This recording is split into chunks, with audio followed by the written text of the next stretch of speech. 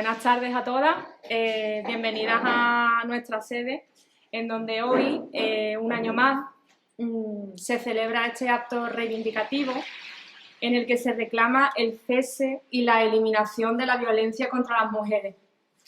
Bienvenido Felipe Alcaraz, que tan amablemente vienes a hablarnos de la figura de María Teresa León esta tarde.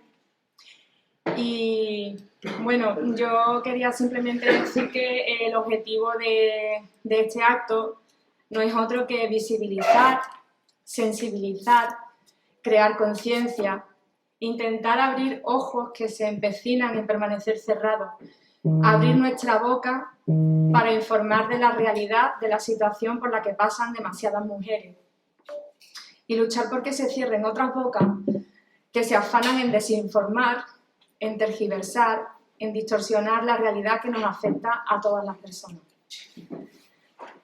En la moción por el 25N, que es presentada por Izquierda Unida en el pasado pleno de nuestro ayuntamiento, se mencionan datos como que desde el 1 de enero de 2003, que es la fecha en la que se empiezan a contar las víctimas de la violencia machista, nada más y nada menos que 1.114 mujeres han sido asesinadas. Este año ya van, aquí pone 36, pero recientemente he visto que ya hay una más, son 37. Solo en este año también, 374.175 mujeres han sufrido violencia física y o sexual por su pareja o expareja. El número de menores que han quedado en situación de orfandad en este año es de 21 y 325 desde el año 2003. En nuestro país hay 36.200 mujeres que viven con protección policial, un 10% más que en años anteriores. Y lo peor es que los datos van empeorando año tras año. Las cifras son cada vez más espeluznantes y la conciencia de esta lacra va descendiendo, a pesar de todo el trabajo que se está haciendo. Por lo tanto, se hace imprescindible este acto y todo lo que se haga para luchar contra la violencia machista en cualquiera de sus formas, que lamentablemente son tantas. Y que estamos ya, nos duele la boca de decirla una y otra vez y no nos vamos a cansar de decirla. Por todas las que vieron sus vidas truncadas por la violencia machista más brutal, ahora pedimos un minuto de silencio.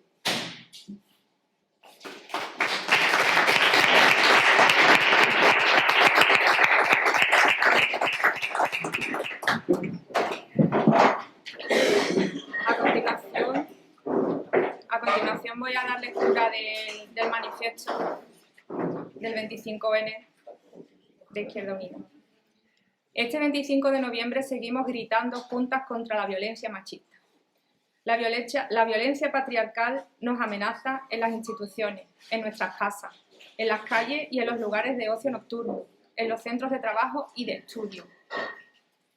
Se nos mata, se nos viola, se nos explota laboral, sexual y reproductivamente, se nos acosa, se nos maltrata, nos asesinan hijos e hijas. La violencia vicaria e institucional sigue maltratando a las mujeres. Se nos sigue cuestionando, no se nos cree e incluso se nos criminaliza con pena de cárcel, como son los casos recientes de Juana Rivas, María Salmerón o María Sevilla, por alejar a sus hijos de maltratadores. Desde Izquierda Unida queremos denunciar todas las violencias machistas y poner especial atención a la violencia ejercida por el poder judicial, machista y patriarcal. España no tiene una legislación específica sobre violencia institucional, pero debemos exigir que se cumpla el Convenio de Estambul para que la violencia institucional pueda ser juzgada y condenada. Es necesario que la sociedad y las instituciones identifiquen los diferentes tipos de violencias machistas. No podemos centrarnos solo en la agresión física, el maltrato psicológico puede llegar a ser devastador e incluso irreversible. Es urgente que las instituciones aumenten los recursos de atención especializada, que ayuden a identificar esta violencia, su intencionalidad, sus mecanismos y sus consecuencias. Dotar a las mujeres víctimas de maltrato psicológico de credibilidad y devolverles la vida que les ha sido robada. Denunciamos la violencia vicaria, la utilización de los hijos e hijas para continuar la violencia que se ejerce hacia las mujeres, una de las formas más extremas de violencia machista. Un maltratador no es un buen padre y la ley debe proteger a los menores y no criminalizar a las mujeres por proteger a sus hijos. Denunciamos que no se actúe desde las instituciones hasta que se produce el asesinato de un niño o una niña, porque la violencia vicaria es un largo proceso de violencia de género, que al igual que otras manifestaciones machistas, incluye la violencia física, económica y siempre la del control sobre las mujeres.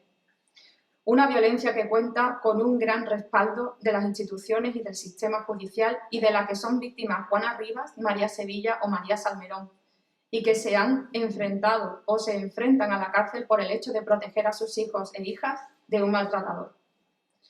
Algunas de ellas han visto cómo sus maltratadores asesinaban a sus hijos o hijas. A otras se les ha retirado la custodia por atreverse a denunciar por maltrato y abuso infantil a los agresores. Agresores que muchas veces la justicia ha amparado bajo el derecho de los padres a visitar a sus hijos e hijas. Derecho que a un maltratador le debería ser negado. Estas situaciones de injusticia machista demuestran que el patriarcado sigue presente en el Poder Judicial y que urge la protección legislativa de las mujeres y los menores frente a la violencia machista. Por todo ello es necesario que sigamos luchando y denunciando todos los tipos de violencia machista, incluida la institucional. Es necesario que la legislación cambie, que dejemos de ser consideradas meras estadísticas, que la sociedad comprenda que el sistema patriarcal es un sistema opresor que nos está matando. Este 25 de noviembre, Juntas contra la Violencia Machista.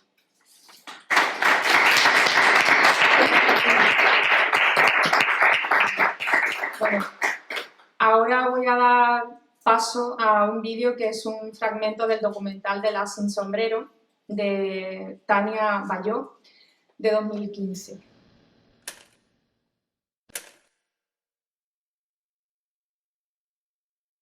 María Teresa León juega un papel importantísimo como secretaria de la Alianza de Escritores Antifascistas y como una de las principales artífices del lanzamiento del segundo Congreso de Intelectuales en Defensa de la Cultura. Se recorre medio mundo y lucha porque triunfe ese segundo Congreso e incluso tiene una entrevista con Stalin. Bueno, la entrevista de María Teresa León y Rafael con Stalin fue de 2 horas y cuarto. Y lo convence de que tienen que venir los escritores revolucionarios a Madrid, a la Madrid sitiada.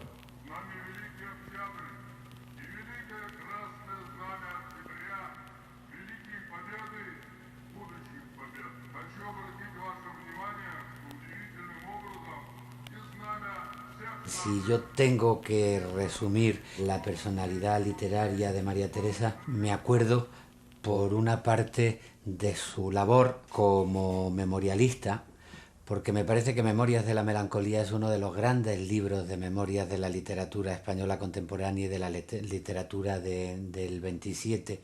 Quien quiera hacerse una idea de lo que significó la España de la República desde el punto de vista de una mujer, lo unida que iba la libertad de una mujer con la libertad republicana, quien quiera hacerse una idea de lo que significó la guerra, de lo que significó el exilio, desde luego tiene que leer Memorias de la Melancolía, que es un maravilloso libro. Me gusta mucho también otro libro suyo titulado La historia tiene la palabra, donde dejó memoria de todos los esfuerzos que hizo la República en su afán por defender la cultura y defender el patrimonio español durante los años dificilísimos de la guerra. Y me parece que María Teresa es también una novelista de mucho interés. Yo recuerdo con especial gusto una de las novelas que publicó en el exilio, que se llama Juego Limpio, y en la que reconstruye todo el mundo de la Alianza de Intelectuales Antifascistas, la labor de la gente en la cultura en la guerra civil y muy en concreto en las guerrillas del teatro, cómo se involucró ella y se involucraron muchas gentes de la cultura en comprometer la cultura con la causa de la libertad.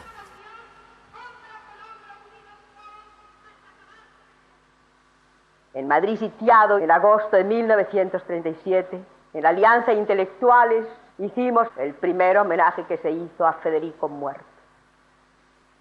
Representamos el amor de don Perlimplín con Belisa en su jardín. Yo era Belisa y el pintor Santiago Tañón era don Perlimplín. Son recuerdos tristes. Ha pasado el tiempo, ahora todavía pensamos que pobre Federico no puede estar con nosotros, no puede aparecer con su chistera aquella tan divertida, quitársela y que vuele una paloma.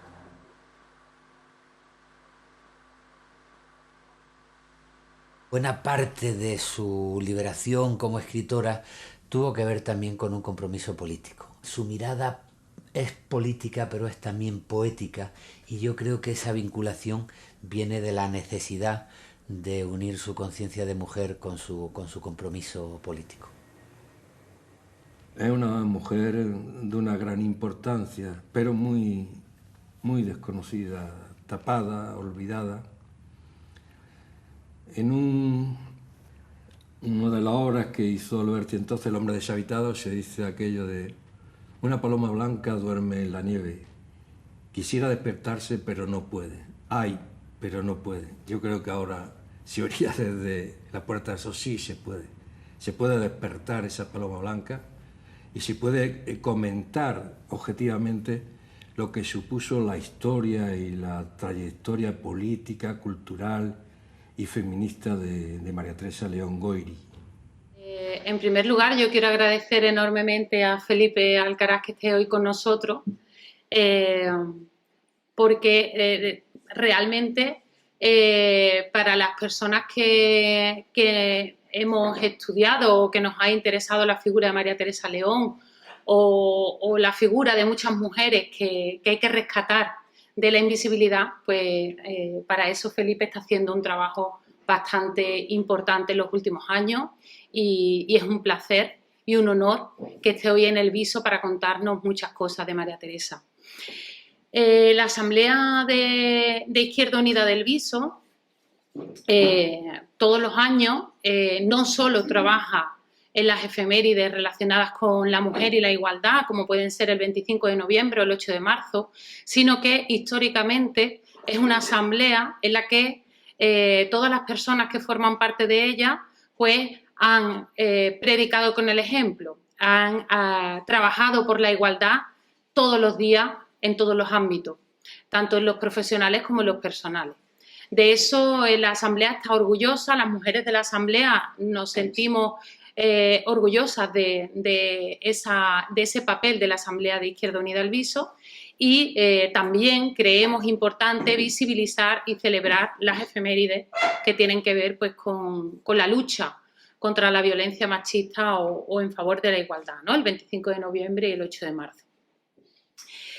La violencia machista, la violencia de género, la violencia que se ejerce sobre las mujeres, no solo la ejerce la pareja o la expareja, sino que es ejercida desde muchos ámbitos. Como hablaba el manifiesto, está la violencia institucional, que es la que ejercen las instituciones sobre las mujeres, la judicial, que es la que ejercen con los jueces, con las sentencias que dictaminan, y la violencia machista, pues la podemos simbolizar como un iceberg, donde lo que se ve del iceberg es una parte muy pequeña que está representada por los feminicidios, por los asesinatos machistas, por la violencia física, por la violencia sexual, por la violencia psicológica incluso, que aunque es más imperceptible, ya está más reconocida y es más visible, pero luego hay una serie de violencias machistas que no se ven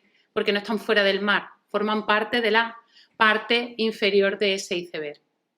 Dentro de esas violencias, que parecen menos importantes, más sutiles, está la violencia de la invisibilidad. Las mujeres a lo largo de la historia hemos sido invisibilizadas.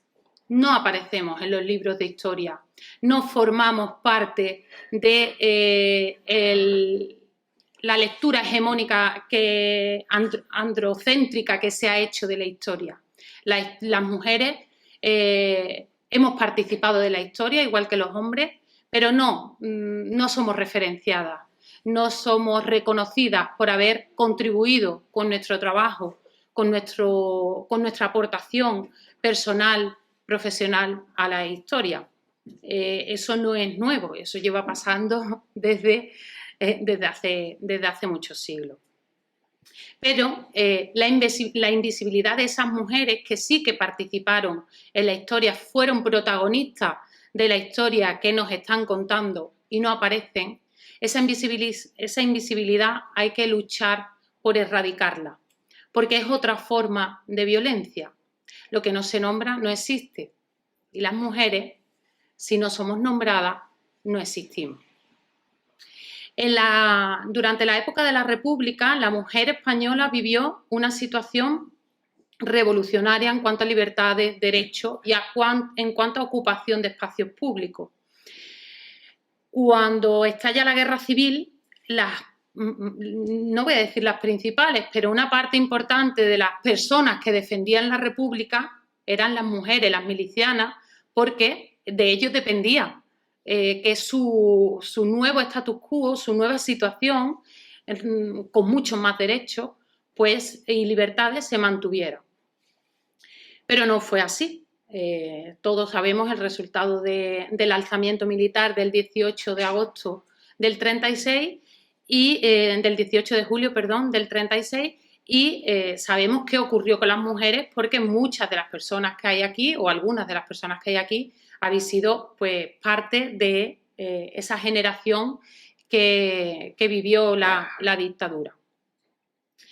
En nuestro caso hemos querido centrarnos en la figura de María Teresa porque, bueno, representa a esas mujeres que vivieron esa revolución y además representa a los españoles que tuvieron que exiliarse. El exilio para los intelectuales españoles supuso un olvido por parte de su país. De hecho, María Teresa hay varios hitos en su vida que no supera, que la marcan bastante, y uno de esas cuestiones pues, es el exilio. Ella no consigue recuperarse del exilio ni del olvido que tenían hacia ellos. Pero en el caso de las mujeres es que ese olvido fue doble, porque no solo eran olvidadas porque habían defendido y luchado en favor de la República, sino también porque eran mujeres y había que devolverlas al espacio privado. Además, María Teresa fue una militante del Partido Comunista bastante importante durante gran parte de su vida, con un papel bastante importante dentro del Partido Comunista y en una labor de divulgación y de defensa de los derechos de los trabajadores y de la clase obrera bastante importante. Cuando es la Revolución de Asturias, pues ella se va a otros países a contar lo que estaba pasando en Asturias y lo que estaban haciendo con los mineros. Entonces, hemos elegido a María Teresa para hacerlo también coincidir como militante comunista con el centenario del Partido Comunista de España. Como sabéis, la semana pasada hacíamos un acto para celebrar ese centenario y pues una manera de relacionar las dos efemérides. El 25 de noviembre, la lucha contra la violencia. María Teresa, al final, fue una mujer que recibió violencia en muchos aspectos de su vida. Recibió violencia cuando fue víctima de un matrimonio infructuoso y para hacer su vida tuvo que dejar a sus hijos, porque los hijos eran de los maridos en aquella época, y tuvo que irse sola, otro hito que la marcó bastante en su vida personal, y sufrió violencia por la invisibilidad, no solo por parte del franquismo, sino también de sus propios compañeros de la generación del 27, incluso de su pareja, ¿no? Que ella al final de su vida llegó a sentirse la cola del cometa. Rafael Alberti había seguido brillando y ella sentía que había dejado de brillar porque había antepuesto sus deberes como mujer, como esposa, como madre, sobre todas las cosas. Por eso hemos elegido a María Teresa. En este caso, pues nos acompaña Felipe Alcaraz. Hay algunos compañeros que están trabajando para recuperar la memoria de María Teresa. Yo he traído un libro, Julia Hidalgo no ha podido acompañarnos hoy, pero yo he traído un libro que está recién publicado por la compañera Julia Hidalgo, en la editorial Atrapasueños, y es un libro muy pequeñito, es como una unidad didáctica de aprendizaje fácil para niños y niñas, pero que también a las personas que nos queramos acercar a la figura de María Teresa nos puede servir. En 2013 se cumplía los 110 años de María Teresa León y su hija, Aitana Alberti León, hizo un periplo por España para rescatar la memoria de su madre, para rescatar a su madre del olvido del que era víctima. Y en ese periplo pues le acompañaron diversas personalidades del Partido Comunista y personas interesadas en la literatura, como es Felipe, como es Julia, e incluso se hizo una canción especial por parte de Lucía Socan por el 110 aniversario de su nacimiento. En el caso de Felipe, bueno, nosotros, los militantes de Izquierda Unida o del Partido Comunista, pues no nos hace falta presentación de Felipe porque es de sobra conocido por todos y todas. Pero yo voy a hacer una breve semblanza de su figura, de su persona, y os voy a contar pues que Felipe nace en 1943 y voy a decir la fecha, vais a poder contar y saber los años que tiene, pero él me ha dado permiso porque es muy importante hablar de la fecha en la que nace y el papel que juega desde muy pronto a nivel político. Dice mucho de lo que lleva luchado por la democracia y por los valores democráticos en nuestro país. Estudia filología románica, después ejercerá a lo largo de su vida como profesor de universidad, pero desde muy joven, estudiante, pues él empieza a vincularse con los movimientos antifranquistas, con los movimientos en contra de la dictadura, incluso se afilia al Partido Comunista en 1973, antes de que acabara la dictadura.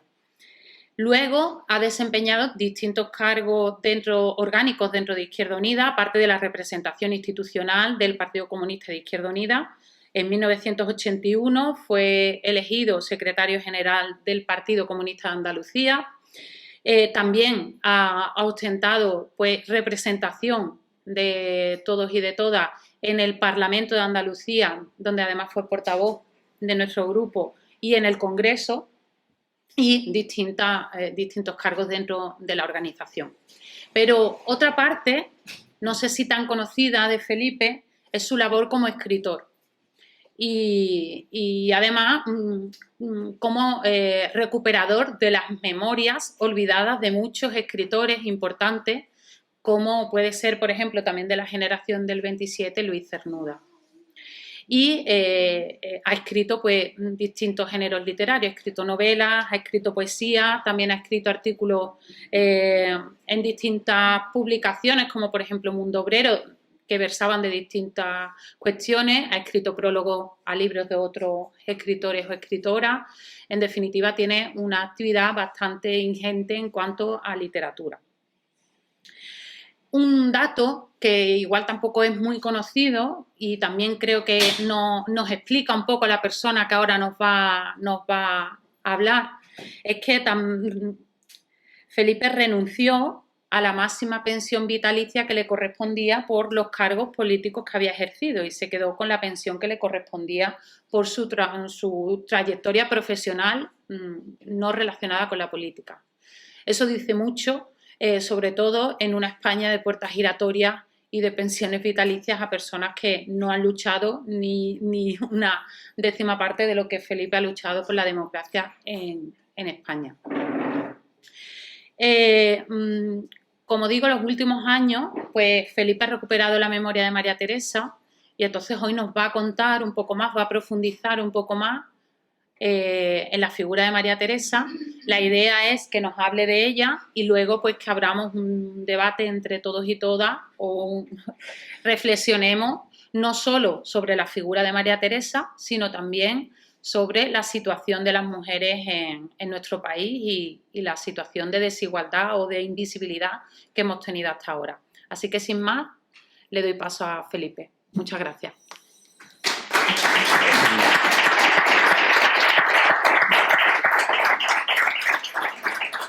Bueno, como se ha dicho, yo haré una introducción más o menos breve y después hablamos todos y todas. Para mí es un honor estar hoy aquí en el Viso del Alcor. Me llamó Paco, me contó cómo estaba la cosa estructurada y yo naturalmente no me pude negar, aunque mi médico, al que siempre engaño, me dijo que tengo la tensión como el volcán de La Palma, pero lo engañé, le dije que no venía a hablar.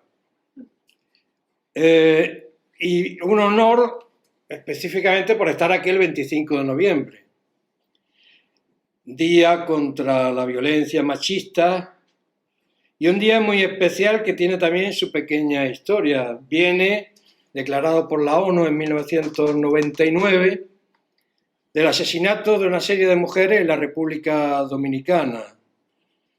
Las hermanas que llamaban las mariposas, Miralban creo que se llamaban, eran 3, y luchaban denodadamente y de forma organizada frente a la dictadura de Trujillo. Y en 1960 hay que ver lo que ha tardado la ONU también en declarar en honor de ella el Día Internacional. Las mataron a palos. Las mataron a palos y metieron los cuerpos destrozados en un coche para indicar que podía haber sido un accidente, pero en fin, se descubrió todo inmediatamente. Y a partir de ahí, este homenaje a la violencia y a la máxima violencia y a que la mujer no salga al exterior y no salga a la política. Ya sabéis lo que dice incluso el lenguaje, que es también en este sentido un poco represor. Un hombre público es un político, una mujer pública es una prostituta, y son los mismos términos. Y es lo que no perdona a la mujer, que se salga de la cocina, cosa que hizo en la Segunda República. Después llegó Franco y las metió otra vez en la cocina.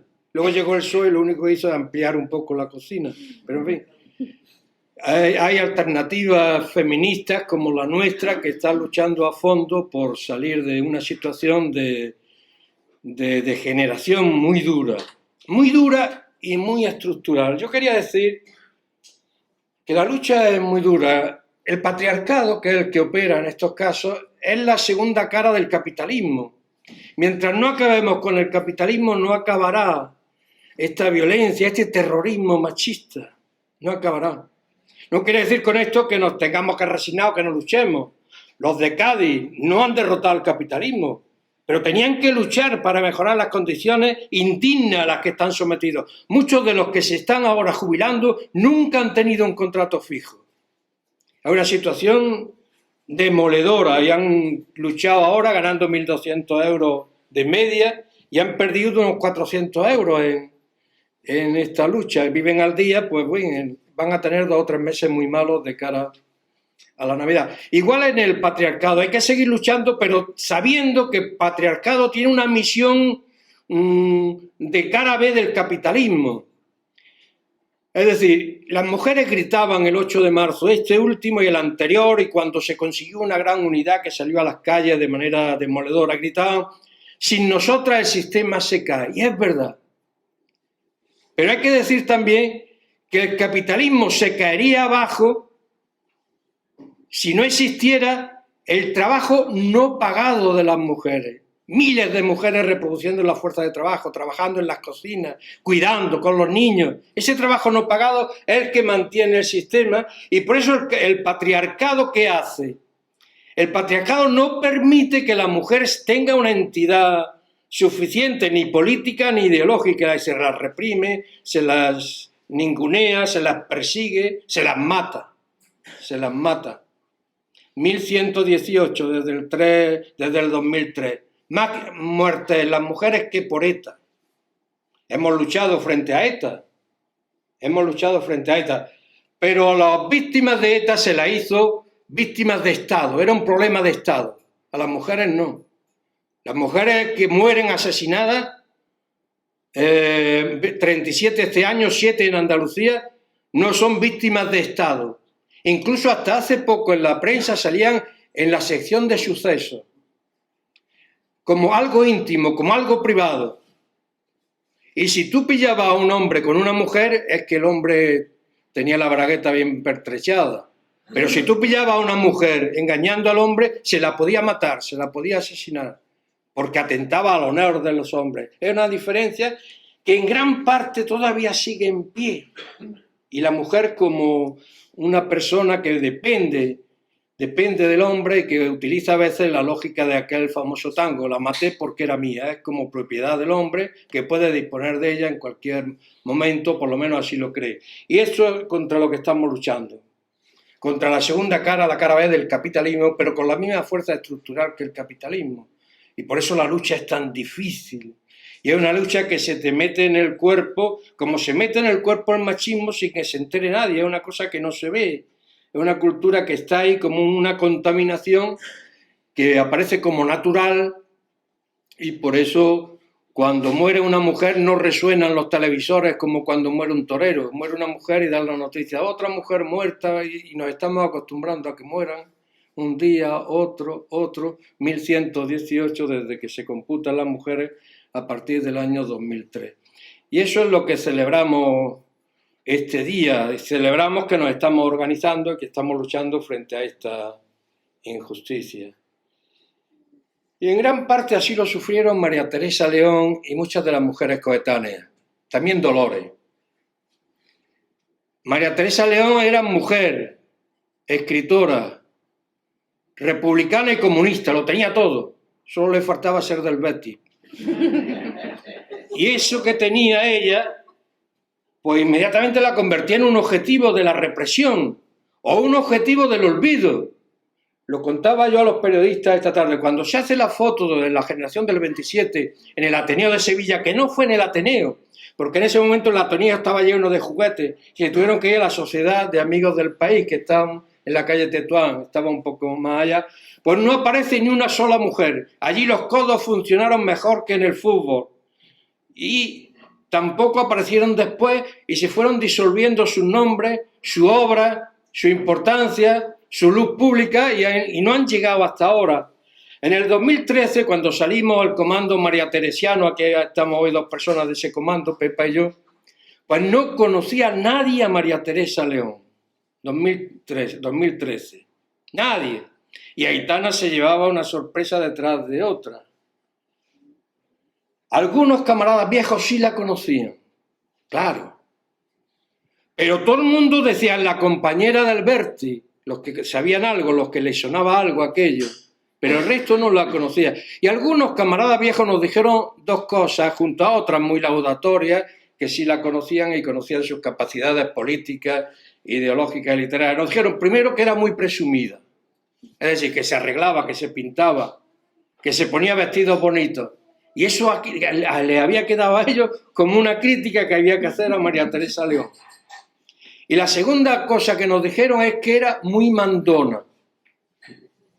No dijeron que era una gran organizadora, que es lo que era. Y para organizar hay que saber mandar democráticamente, pero hay que saber mandar. Y no, quedó el hecho peyorativo, no de que era una gran organizadora capaz de tirar para adelante con un proyecto y de aunar ahí capacidades y fuerzas que coincidieran en un momento determinado en la unidad de acción, sino que era muy mandona. Claro. Entonces ha costado mucho trabajo explicar las cosas y explicar esos silencios sobre estas mujeres, empezando por María Teresa León. Silencio que rompió con una fuerza de trueno Dolores Ibárruri, pasionaria. A esa no la pudieron callar. A eso no la pudieron olvidar. Pero le hicieron lo mismo que a María Teresa. Un día los empresarios vizcaínos cogieron a Dolores, que ya destacaba en las luchas de entonces en Gallarta y en otros sitios, y ya incluso había entrado en el comité provincial. Y la cogieron y le dijeron, Dolores, vas a pasar a la historia como una mala madre. ¿No has visto que te tienes que llevar incluso a los niños a las reuniones y los niños se duermen en las reuniones y a veces comen a destiempo? Retírate, deja la política. Y Dolores los miró a ellos y decirle, vosotros lo que me estáis ofreciendo es un pacto de hambre. Y siguió, y no la pudieron parar, y no la pudieron tapar, no la pudieron tachar como sí pudieron parar como si pudieron tachar a María Teresa León Goyri. Y eso que tenía una fuerza enorme, nació en Logroño, en una familia bien pensante y muy conservadora. Ella ya publicaba cosas con un seudónimo, que era Isabel Inghirami, una heroína romántica, y cosas alternativas, progresistas, de izquierda. Entró en contradicción con esa familia. Esa contradicción incluso la llevó a perder la patria potestad de los niños, a los que vio ya grandes muchos años después en el exilio, en algunas circunstancias especiales que aparecen en las biografías que ahora se están publicando. Se fue a Madrid. Era durante la dictadura de Primo de Rivera. Y allí conoció a Rafael Alberti. Y aquello era una ebullición de gente de cara a un proyecto distinto, un proyecto nuevo, que se iba imponiendo no a través de la seducción de los personajes, no a través de la hipnosis de la imagen, como ahora algunos cultivan, sino a través de la hegemonía del pensamiento, de la hegemonía de la libertad y del papel que iban a jugar uno y otro. De hecho, cuando triunfa la República en el 31, no triunfa a través de unas elecciones generales. Había tal hegemonía que después de las elecciones municipales, que ganó la izquierda por muy pocos concejales de diferencia, el rey cogió el camino, se fue a Cartagena y se fue al exilio. Porque había hegemonía, presencia, ni un solo tiro hubo entre la monarquía y la Segunda República, ni un solo tiro se disparó, después algunos. Y después cuando Franco apareció a partir del 18 de julio, muchos más.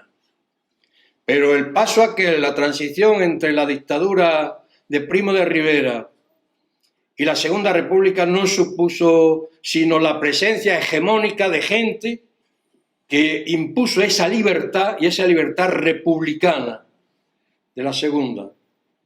Y María Teresa jugó ahí un papel muy importante. Y Rafael Alberti, que entonces publicó "Con los zapatos puestos me voy a morir". Quería decir que él aparecía allí, pidieron el carnet comunista al final de la dictadura de Primo de Rivera, tanto él como ella, y él dijo: "Con estos zapatos puestos yo me voy a morir". Hizo un gran poema que se distribuyó en ciclostis por las esquinas de Madrid, para que todo el mundo viera su compromiso militante, que es verdad que lo ha llevado hasta el final Rafael Alberti Merelo. Lo ha llevado hasta el final, con la bandera roja, se le enterró en el puerto de Santa María y nunca renunció a esa idea. Un periodista un día le preguntó: "Don Rafael, ¿a usted los poemas se los dicta el Partido Comunista?". Dice: no, los poemas los escribo desde mi corazón y desde mi cabeza. Lo que pasa, le dijo, es que mi corazón y mi cabeza son comunistas. Y él siguió así, y María Teresa León a su lado, luchando incluso más horas que él, con una capacidad organizativa que él no tenía. Que no ha tenido nunca esa capacidad organizativa Rafael. Era un artista, un hombre que además siempre necesitaba al lado a gente como María Teresa León, aunque este fue un caso excepcional, que le organizara y que también le ayudara de alguna manera. María Teresa León en el 34, es verdad, se va al Congreso de Escritores Soviéticos a Moscú, ahí está un tiempo largo, y vuelve cuando los hechos de Asturias, donde también jugó un papel de enorme importancia Dolores Ibarruri Pasionaria, que empezó también a pasearse por todo el mundo, defendiendo a los hambrientos, a los perseguidos, a los encarcelados, a los represaliados, a los fusilados mineros de allí, en un día revolucionario que hubo, que suscitó, tuvo como consecuencia represalias muy duras durante los años siguientes y muchos más años, durante los decenios siguientes. Represalias muy duras con respecto a los mineros y a las familias de los mineros asturianos. Y también jugó un papel muy importante María Teresa León. El 18 de julio, ya sabéis, se produce el golpe de Estado y la lucha continúa, la lucha sigue. Ellos luchaban en el aspecto ideológico, en el aspecto literario, con mucha fuerza, con mucha trascendencia, conociendo a mucha gente, viajando por muchos sitios, defendiendo en muchos sitios la necesidad de esa Segunda República. Esas fueron después las raíces que dieron como resultado la internacional de la brigada internacional, que el número de 30 o 35.000 el 80% de ellos comunistas de todo el mundo vinieron aquí a defender la República, y muchos otros aspectos que se hicieron a partir de esos viajes que hicieron una serie de intelectuales, cosas que no entendió Juan Ramón. Juan Ramón Jiménez vio que algunos de los intelectuales luchaban en el frente, como Miguel Hernández. Miguel Hernández iba y venía del frente, y en el frente aleccionaba a la gente, los enseñaba a leer y luchaba y cogía el fusil. Luis Cernuda, que no se ha contado de él, sino que era una persona muy delicada, con los trajes muy bien planchados y buscando siempre una camisa rosa, como hizo durante el segundo congreso, porque decía, si bombardean aquí en Madrid el Ateneo, yo quiero morir con una camisa rosa, y buscó la camisa rosa por todo Madrid. Pues Luis Cernuda, el fino, el delicado, se apuntó al batallón alpino que luchó en el frente de Madrid, y con la escopeta, con el fusil en la mano también Luis Cernuda. Eso no se cuenta. No se cuenta. Sí lo cuenta de alguna manera en 6 páginas, en Memoria de la Melancolía, María Teresa León, hablando de la firmeza, de la fidelidad, de la seriedad de este personaje al que se le ha hecho una careta que no corresponde. El año que viene se cumplen los 100 años del nacimiento de Luis Cernuda, que se fue en 1928 de Sevilla y no volvió más. Y pudo volver como otros exiliados, y no quiso volver, porque esto estaba, dijo en uno de sus poemas finales, regentado por la canalla, y no quiso venir, no dio su brazo a torcer y mantuvo su posición republicana hasta que murió a los 62 años, en el año 63, en un dormitorio que le había prestado Concha Méndez en Coyoacán. Por cierto, Luis Cernuda nunca tuvo casa propia, nunca tuvo una casa que pagar, que organizar, que decorar, en la que vivir. Siempre vivió en dormitorios de universidades, en los sitios más insospechados, sin un duro en el bolsillo, con problemas económicos, hasta el final que por unas causas o por otras todo coincidió en que le afectaran de lleno en su salud al final de su vida. María Teresa León da una batalla muy fuerte ya en plena guerra, organizando el segundo congreso de escritores en defensa de la cultura. Ella era la secretaria de ese congreso, por eso visitó a Stalin, y Stalin raramente lo resistió y tuvo una reunión con ellos de más de 2 horas de duración, cosa que no ocurría nunca, pero ella era muy atrevida, hablaba muy bien, les explicó las cosas en España, y Stalin levantó el veto que había puesto a la asistencia de los escritores al segundo congreso que se iba a desarrollar en España, un veto que puso a partir de las opiniones que había dado Andrés Gide después de su visita a la Unión Soviética. Andrés Gide, que iba a asistir a Madrid, y incluso la asistencia anunciada de Andrés Gide en Madrid generó una gran trifulca dentro de los escritores. El Congreso se reunió primero en Valencia, después en Madrid y al final en Barcelona. Después en Barcelona, al final en Madrid, y en Madrid se lió la trifulca en función de la asistencia o no, o de por qué Gide había criticado tan fuertemente a la Unión Soviética después de su viaje. Pero Bergamín, el compañero nuestro de viaje, que nunca fue comunista, fue un cristiano consciente, se subió a la tribuna y dijo: silencio, que se calle todo el mundo, que olvidaros de la pelea. Y se callaron todos. ¿Y qué se oyó? Las bombas cayendo, porque el frente estaba muy cerca, las bombas, los disparos. Y dijo Bergamín: ¿oís lo que hay ahí? Y lo estamos tapando con nuestras peleas interiores, con nuestras peleas intestinas. Vamos a dejarnos de peleas y vamos a terminar este congreso con lo que queremos, en defensa de la República y haciendo manifiestos y dictámenes antifascistas, porque va a hacer mucha falta a partir de ahora. Y así se hizo. Bueno, pero se tuvieron que ir.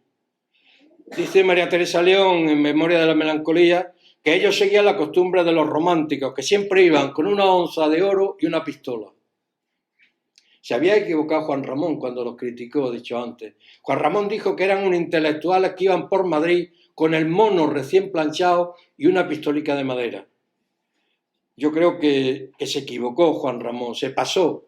Eso que Juan Ramón tampoco se explica bien su perfil republicano profundo. Fue un republicano que nunca cedió, se fue de España, pasó por Cuba. Yo he estado en Cuba hablando con gente cuyos padres, o ellos mismos ya muy viejos, gente de 95 años, entonces, contaban que Juan Ramón, que vivía en La Habana durante un tiempo, cada vez que llevaba un barco cargado de refugiados españoles, de exiliados españoles, cogía una chalupa y se iba al barco a hablar con ellos, a llorar con ellos, a estar con ellos. En todos los barcos que llegaban lo hizo Juan Ramón, defendiendo la República, hablando bien de la República, de ese intento de renovación contra la España eterna que se hizo a partir del 31.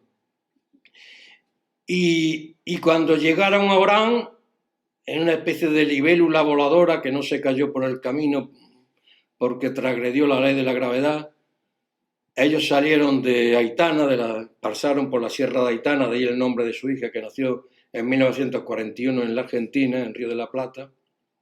Llegaron a Orán y lo primero que hizo el guardia es decirle a María Teresa: denme usted el hierro. El hierro era la pistola que ella llevaba. No llevaba la onza de oro de los románticos, pero sí llevaba, siempre había llevado una pistola cargada, no era de fogueo.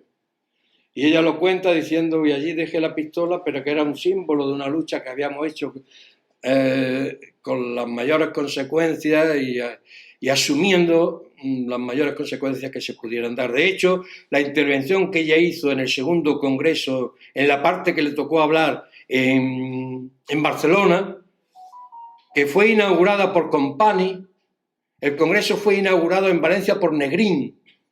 Pues ella dijo que efectivamente hay que luchar con la pluma, pero hay momentos también que hay que luchar de otra manera, y es la misma lucha, sea la pluma o sea la pistola. Incluso el pacífico, el bonachón de Antonio Machado le dedicó un poema a Lister: si mi pluma fuera tu pistola, otra cosa. Es decir, diciendo que efectivamente en un momento determinado se pueden identificar las formas de lucha en función de la defensa de la libertad. Ese Antonio Machado que lo dio todo. A veces Alfonso Guerra, este hombre muy reaccionario que anda por ahí, ha explicado a Antonio Machado sin decir que fue un republicano radical. Tan radical que nunca cedió. Incluso cuando iba hacia Collur, el comentario que hizo fue el siguiente: dice, yo no sé si hemos perdido o ganado la guerra. Dice, quizás la hemos ganado. Desde el punto de vista ético y moral, quizás hemos ganado la guerra. Ese era Antonio Machado. Cuando ya iba sin un duro en el bolsillo. Y murió, al día siguiente murió la madre, y solamente quedó uno de los hermanos que trajo todas las noticias, los pocos papeles que quedaban y los pocos trajes que allí se podían salvar de la incuria y de la miseria. Y María Teresa dio esa batalla a fondo en el 36, en el 37, y después se fueron. Anduvieron por Francia, colocados en la radio, donde no los recibieron muy bien. Francia no nos recibió nada de bien, tampoco a ellos. Cuando descubrieron los franceses que eran comunistas, le dijeron que se fueran. Ellos se fueron a Hispanoamérica, al Río de la Plata, y allí estuvieron un tanto ingenuamente sin deshacer las maletas. Nunca deshacían las maletas. Creí que iban a volver casi de inmediato, que la cosa caería, se disolvería, que las fuerzas democráticas europeas nos ayudarían y que naturalmente aquel fascismo conectado con Hitler de una manera absolutamente descarada, pues caería también como iban a caer las cosas en su imaginario inútil y equivocado. Y 23 años, no quiero agotar mucho tiempo, 23 años fuera, allí en Hispanoamérica, escribiendo, viviendo, Alberti como un foco de luz, un foco referente en lo político, en lo ideológico, en lo literario, y ella opacada, oculta. Es cuando ella dijo, que después recogió en Memoria de la Melancolía: ahora Rafael es la cometa y yo soy la cola de esa cometa. Rafael va para adelante, va con un pequeño peine que se peina y irradia luz hacia todo el mundo, y yo soy la cola de la cometa. Lo que no dijo es que la luz de las cometas está en la cola precisamente, pero eso se sabe después, se va sabiendo poco después en función de la vida de María Teresa León y de su propia obra. Y 14 años después en Roma, en el Trastevere, todavía está el piso allí ocupado por ¿cómo se llama? No me acuerdo ahora, que fue la última novia de Rafael Alberti, con los que yo comí un día en el castillo de Jaén. 14 años en Roma recibiendo a la gente, recibiendo a la gente y preparando siempre la llegada a España. Ya habían deshecho las maletas, es verdad, pero las tenían siempre cerca y sabían claramente lo que tenían que poner en las maletas para volver de inmediato. Y en aquel momento es cuando decide ella, con un golpe de suerte tremendo, empezar a escribir Memoria de la melancolía, muy pocos años antes de que le alcanzara el Alzheimer. Y le alcanzó el Alzheimer cuando estaba terminando el libro, y salvó el libro. Y se publicó el libro poco después, con muy poca anunciación, con poca propaganda, pero un libro que es de una enorme importancia, de una enorme belleza y de una enorme calidad y una gran originalidad, incluso en las formas verbales que utiliza, los cambios de tiempo verbal, todo lo que utiliza da la impresión de que es una sola página, amplia, una sola llanura donde se mezcla todo, causas y consecuencias, a veces las consecuencias por delante de las causas, y todo se mezcla como se ven los cuadros de una sola mirada sin tener que pasar hojas. Así se lee Memoria de la melancolía, una especie de la rayuela de Cortázar, pero en hispánico y hablando de una memoria real. Cuando llegan a España en 1977 en un vuelo de Alitalia, por la escalerilla solo baja Rafael, con unos 77 años, como yo ahora, pero con más melena y mejor pulso literario. Guapo, arrollador, bajó solo y allí se le recibió. Pero en el avión estaba ella, estaba María Teresa León, con Aitana. María Teresa había dicho que cuando llegara a España ella quería ir en un caballo blanco hasta la puerta de Alcalá. Cuando María Teresa llega a España no sabe ya ni que existe España.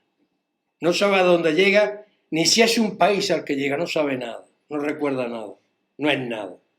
Se ha disuelto. Todavía viviría 11 años hasta el 88. Viviría 11 años, pero no viviría fuera, no viviría con la gente, no viviría entre la gente.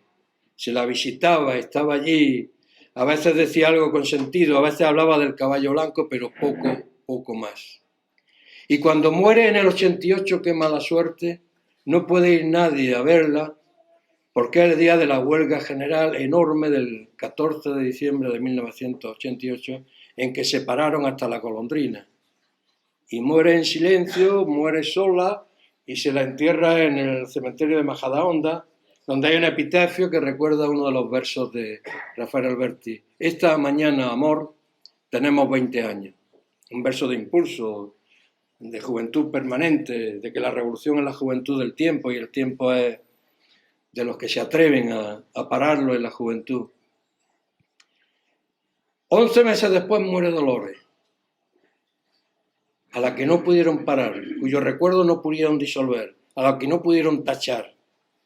A veces se ha criticado y se ha dicho que ni María Teresa ni Dolores eran feministas. Desde un punto de vista más actual. Pero no es ser feminista luchar contra ese intento de acabar con ella, de acabar con su nombre, con su prestigio, con su forma de luchar, con su entidad histórica. No es feminismo esa lucha total que hicieron y que ganaron, fundamentalmente Dolores, aunque ella también en su tiempo, María Teresa León, para ser inmediatamente olvidada a partir del 39. Muere Dolores y muere, como se solía decir, en olor de multitud. Allí estuvimos 200.000 personas. En 1989. 200.000 personas que no pudimos ir a verla en abril del 77, porque en aquel momento fue Santiago, supongo que las cosas estaban de una determinada manera, el que pactó con Martín Villa que no fuéramos nadie a recibirla. Fue una comisión muy breve de 7, 8, 10 personas, estaba Ignacio Gallego y algunos más, los que recibieron a Dolores aquel día de abril de 1977. Fuimos a su entierro y ahí está el discurso que hizo el camarada Julio Anguita. Julio Anguita, recién nombrado secretario general del PC, en el momento en que se lanzó la idea convergente de Izquierda Unida, y relató las cosas de una manera muy poética, muy interesante, hablándole a Dolores en segunda persona. Tú, Dolores, Dolores, que has trabajado tanto, que has luchado tanto, descansa ahora, Dolores, camarada Dolores, madre Dolores, descansa. Y así se fue Dolores, como se había ido antes sola, el 14 de diciembre de 1988, María Teresa León. Y yo termino. Estamos luchando no solo porque es comunista, no solo porque es republicana, feminista, escritora, sino porque luchó además de una determinada manera, con una eficacia determinada, y esa eficacia no se puede perder. María Teresa León, por el cargo de Jesús Hernández del gobierno de la República, fue la que cogió en 71 camiones los cuadros del Museo del Prado y los salvó de las bombas fascistas. Y ahora hay algún escritor por ahí, el hermano de la ex vicepresidenta que ahora ha cesado, esta que es de Priego, dice que no, que aquello fue un acto gratuito y habían bombas que ya habían caído en el mismo museo, y que incluso recoge Alberti en su obra Noche de Guerra en el Museo del Prado. En 71 camiones allí con maderas, con tela embreada, con cuerdas, sin que se rayara ni un solo cuadro, allí iban Dolores y María Teresa León en el camión donde iba la Menina de Velázquez, o el Carlos V de Tiziano. Por cierto, que llevaban un perro que llevaba Niebla, que se tiró del camión, lo perdieron, y sobre el cual hace un poema muy bonito que termina alegría, alegría, alegría, Rafael Alberti. Pues esa fue la labor de María Teresa León, con obras de una enorme importancia como Memoria de la Melancolía o los memoriales que hizo hablando del salvamento de los cuadros del Prado, pero no solo salvaron los cuadros del Prado. ¿Habéis visto a la marquesa, cómo se llamaba esta? La duquesa de Alba. La duquesa de Alba. Salvaron la obra pictórica, documental e histórica del Palacio de Liria. María Teresa León y los comunistas, los que incendiaban los palacios. Y no solo María Teresa León, sino los que llamaba Antonio Machado los milicianos del universo, los del quinto regimiento, los milicianos del quinto regimiento descalzos, con la ropa tiesa de sucia que estaba, sin saber leer ni escribir, entendieron que había que salvar todo aquello. Esos milicianos, 5 de ellos, que el día del entierro de Antonio Machado en Collioure saltaron la frontera y fueron los 5 que llevaron el féretro de Antonio Machado, los 5 milicianos que al volver a España los represaliaron y algunos de ellos los fusilaron. O sea, no solo María Teresa León, sino mucha más gente que algunos de ellos es que no sabían ni leer, pero sabían que había que salvar aquello, y por eso Antonio Machado habló de ellos como los milicianos del universo, los milicianos de la tierra. Bien, esta es la historia de María Teresa León, la que venimos contando desde hace mucho tiempo con Aitana, que ahora está en La Habana, está regular, habrá que ir a verla ahora en la Feria del Libro de La Habana, para seguir intentando relanzar no solo a María Teresa León, sino a mucha más gente, a Concha Méndez y a toda la gente que se ocultó, a Ernestina de Champurcín, a mucha más gente, a la Zardoya, a la que hizo el diccionario, María Moliner, toda esta gente que ha sido oculta, que ha sido tapada, pero que tiene una importancia tremenda, aunque esa propia importancia la está sacando a flote, como María Moliner y su diccionario, como María Teresa León, como los trabajos que hizo Maruja Mayo, que está saliendo también a flote a pesar de la obstrucción con la que la recibió la modernidad. Y yo termino con la sin sombrero, conoceréis la anécdota, ¿no? Las mujeres empezaron a sublevarse, empezaron a levantar la liebre de cara a su propia identidad, a su personalidad, a la necesidad de salir a la superficie y que no las llamaran putas o mujeres públicas, que no equivalía a políticas precisamente. Y la primera acción que hicieron fue quitarse el corsé, no en público, sino que corrieron la voz de que no llevaban corsé, y eso ya era una revolución. Pero un día cometieron la imprudencia, fijaos, de cuando iban por la Puerta del Sol, quitarse los sombreros, ir sin sombrero, y la apedrearon. De ahí viene el nombre de la sin sombrero. Y ahí están todas estas que fueron represaliadas en su trabajo, en su obra literaria, en su acción ideológica y política, entre las cuales está María Teresa León. Nada más y muchas gracias.